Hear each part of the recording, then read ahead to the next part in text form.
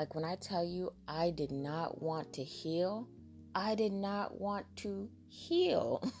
I may have wanted to heal the relationship, but I never wanted to heal in such a fashion that I am healing. Because honestly, being very transparent with you all, when I had a discussion with my male significant that resembled a breakup, it wasn't a breakup, it was a reconstruction. I could identify that we were going very fast, and we were going fast nowhere, or we were going nowhere fast, as the saying goes. And because we were going nowhere fast, I decided that it would be most appropriate for us to slow down, for us to develop a friendship with one another while still maintaining this platonic relationship or this romantic affair that we had. So, basically, I just suggested that we repace. I never suggested a separation.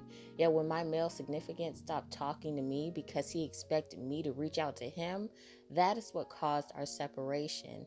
And in that separation, did I then begin to heal? But healing was never what I wanted.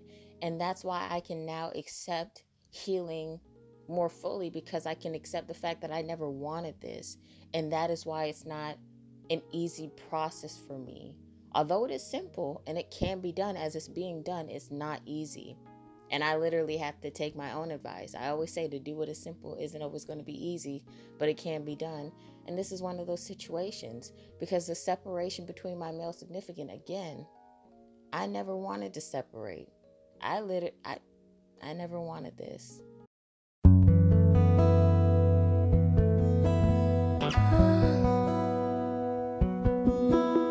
Although I am healing because I want to heal, because I need to heal, the initiation of such a healing process was less of will as it was of force.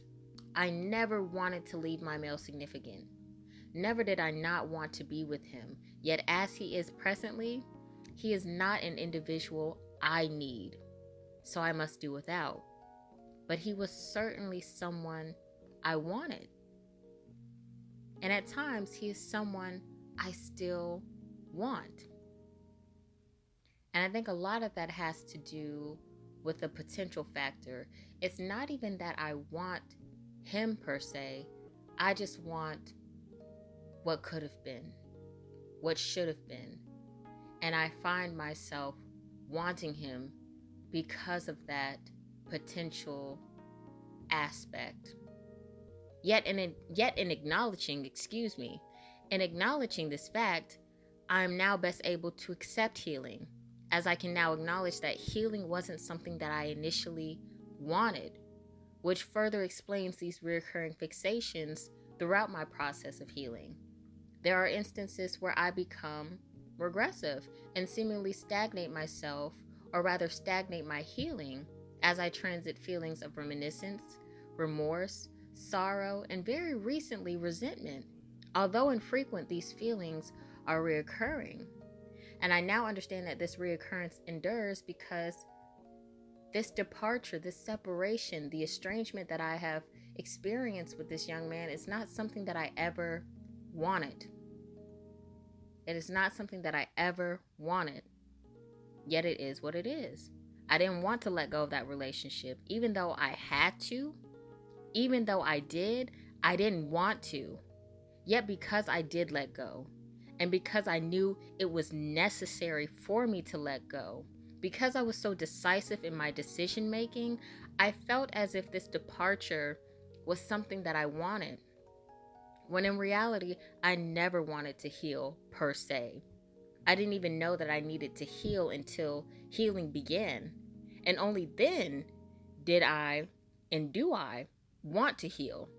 Yet I had to acknowledge that this wasn't something that I wanted, but it had to happen. The tighter I held and the further I reached, the more I was being pushed away. So as this process is of will, it too was of force. I didn't want to heal. And although I now want to heal, initially I didn't want that. So it allows me to be more patient with myself in the process of healing, because I became so impatient. I'm like, Why are you feeling remorseful? Why are you feeling sorrowful? Why are you feeling resentful? Why are you feeling these feelings? They're counterproductive to the goal that you are striving to accomplish, which is healing, you know? And I think because I would acknowledge these feelings and dissect it in a way that I would analyze it, I didn't afford myself the opportunity to feel them. And I wouldn't feel them because, again, it felt counterproductive. You know, oftentimes it's suggested that you find a healthier alternative rather than feeling resentful, rather than feeling sorrowful. Um, Turn on some good music and raise your vibrations. Go to the gym, sweat it out, you know, so on and so forth. But sometimes you have to entertain those negative thoughts. Sometimes you have to entertain those negative feelings, because if you don't, they're always going to linger, and then you're going to become frustrated with yourself if you're like me, because you're like, I can't rationalize this. I can't legitimize this. This is illogical. Duh, bitch. Because this is a matter of the heart. And sometimes the heart doesn't make a lot of sense. You know what I mean? But it does.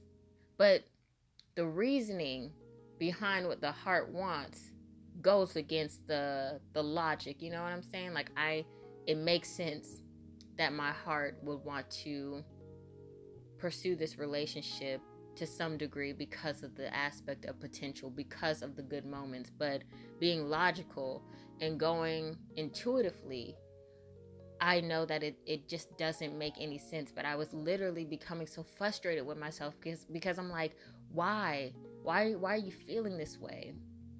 Why? But you know, it's because I didn't want this. I never wanted this. I'm accepting it. You know what I mean? And just because I'm accepting it doesn't mean that it was something that I want to happen, but it needed to happen.